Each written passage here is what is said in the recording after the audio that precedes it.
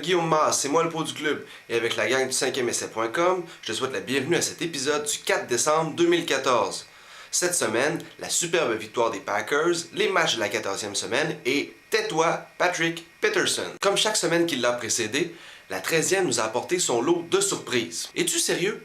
Les Giants ont réussi à perdre après avoir mené par 21 points sur les Jaguars de Jacksonville. Son lot de déception. Es-tu sérieux? Les Cards se sont fait battre par les Falcons. Son lot de drame. Es-tu sérieux? Les Chargers ont marqué 21 points au quatrième quart pour revenir de l'arrière et ainsi battre les Ravens 34-33. Et son lot de bons matchs. Moi, je voulais vous parler de Colt McCoy qui, malgré la défaite, a connu un très bon match. Non. Moi, je vais pas vous parler de Colt McCoy. Je vais plutôt vous parler du super match qui a eu lieu entre les Packers et les Patriots dimanche dernier à 16h. Plusieurs analystes prétendent que ça a été un avant-goût au Super Bowl. Eh bien, ça serait super cool parce que ça a été tout un match sur lequel j'aimerais revenir aujourd'hui. Premièrement, le temps de possession. Dans un match, deux très bons corps s'opposent, il est important de remporter la bataille du temps de possession. Parce que ni Rodgers ni Brady est capable de marquer des points lorsqu'ils sont sur le banc. Et plus longtemps ton attaque reste sur le terrain, moins l'attaque de l'autre est présente sur le dit terrain. Et la bataille du temps de possession dimanche dernier a été remportée par les Packers de Green Bay.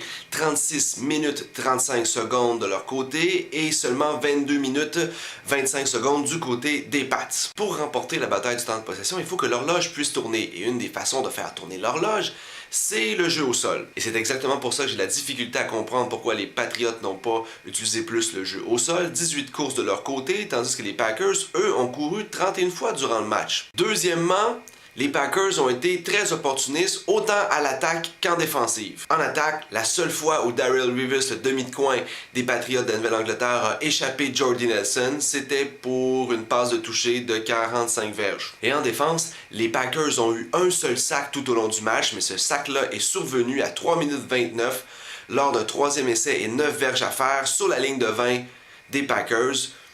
Juste au bon moment. Ce jeu-là et les courses d'Eddie Lacy en fin de match ont pas mal mis fin aux espoirs des Pats de revenir dans le match. Les matchs de la 14e semaine.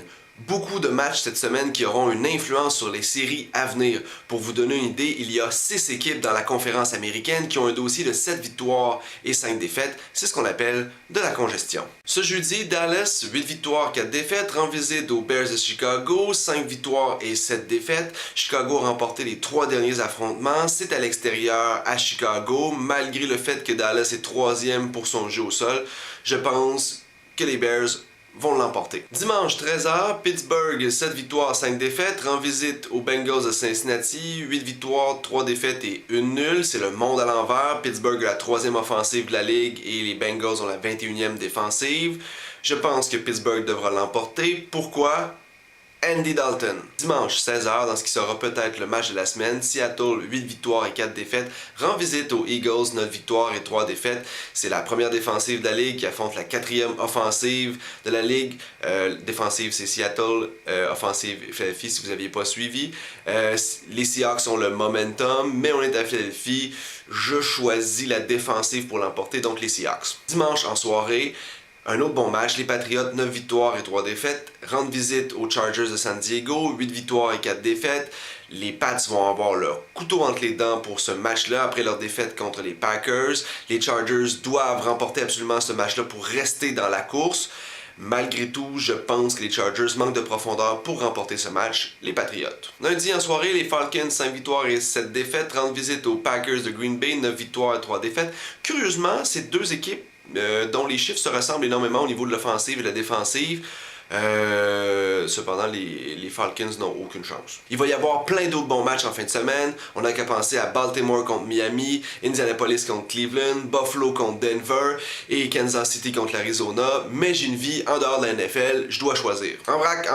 Un des membres de l'exécutif des Niners aurait déclaré que ces derniers attendent juste que la saison se termine afin qu'ils puissent échanger leur entraîneur-chef Jim Harbaugh. Il y a juste dans la NFL qu'on voit ce genre de choses. Et c'est exactement pour ça qu'on adore cette ligue-là. Une des équipes vers qui, au moment où on se parle, Jim Harbaugh pourrait aboutir l'année prochaine, c'est chez les Raiders d'Oakland parce que le monsieur semble aimer beaucoup la côte ouest. En vue du duel entre les Falcons et les Cards dimanche passé, le demi de coin étoile des Cardinals, Patrick Peterson, s'est fait aller le manche-patate concernant son vis-à-vis, le receveur Julio Jones. Les deux se connaissent depuis leur temps passé dans la SEC dans les rangs collégiaux. À cette époque-là, Patrick Peterson prenait souvent le dessus lors de leur confrontation. Donc Patrick Peterson a passé la semaine à écœurer Julio Jones dans les médias. Et dimanche dernier, le scénario s'est retourné. Julio Jones a connu une journée de 189 verges de gain, 10 attrapés, 1 touché, toute une journée en fait. Peterson a très mal paru cette journée-là, ce qui a fait dire à son entraîneur « Patrick, mets ton argent où ce que ta bouche est. Sinon, tais-toi, Patrick. » Bon, c'est pas ça exactement qu'il a dit, mais c'est ça qu'il voulait dire. En terminant, je vous encourage fortement à aller voir sur le blog 5eessai.com la série d'articles qui portent sur la vie d'un entraîneur dans la NCAA durant une semaine. C'est fort instructif et divertissant. Et bien, c'est ce qui conclut cet épisode. Si tu as des commentaires, des questions, des suggestions, je t'invite à me les faire parvenir à l'adresse indiquée à l'écran. Les épisodes sont disponibles sur YouTube et sur le 5eessai.com, que je t'invite à suivre pour toutes tes nouvelles concernant la NCAA et la NFL. Tu peux également me suivre les jours de match sur Twitter.